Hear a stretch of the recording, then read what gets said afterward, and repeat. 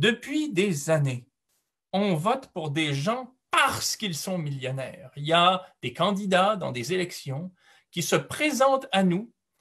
surtout en Amérique, mais on a un Emmanuel Macron, par exemple, en France, ou un Berlusconi en Europe qui va directement dans ce sens, et qui nous invite à voter pour lui,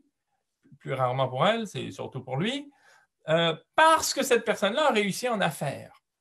Parce que cette personne-là comprend le capitalisme, qu'elle y a excellé. On nous dit, votez pour moi, j'ai réussi en affaires, je suis pour le libre-échange, je suis pour l'accès aux paradis fiscaux, je suis pour l'extractivisme, je suis pour le productivisme, pour le consumérisme, je suis pour la mise en concurrence des travailleurs entre eux, la mise en concurrence des États entre eux, je suis pour qu'on puisse, comme multinationale, poursuivre un État dans un tribunal ad hoc. Je suis pour tout ce qui fait aujourd'hui, d'un point de vue législatif et réglementaire, la mondialisation, qui est une œuvre, qui n'est pas comme ça le fait d'un effet de nature. Mais toutes les conséquences fâcheuses de ce régime qui est celui du capitalisme mondialisé et financiarisé,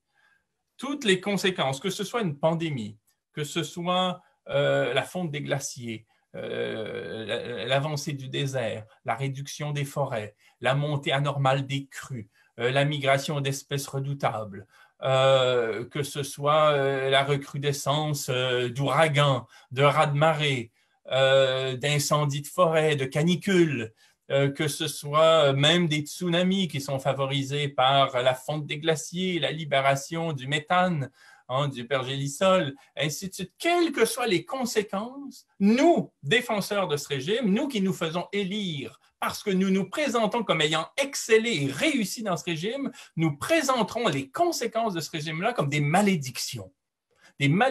universelles qui nous échoient, qui nous incombent, face auxquelles on est en quelque sorte démunis, face auxquelles il faut trouver en quelque sorte des solutions comme si nous en étions des victimes. Et ce qui est regrettable du point de vue de l'articulation du débat public, c'est qu'on n'arrive jamais à faire porter au bilan de ces acteurs politiques-là,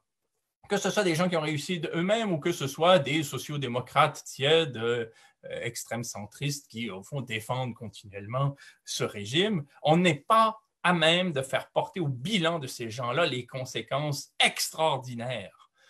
de ce régime en termes de destruction, en termes de saccage, en termes d'inégalité sociale, en termes d'impérialisme. Tout le temps,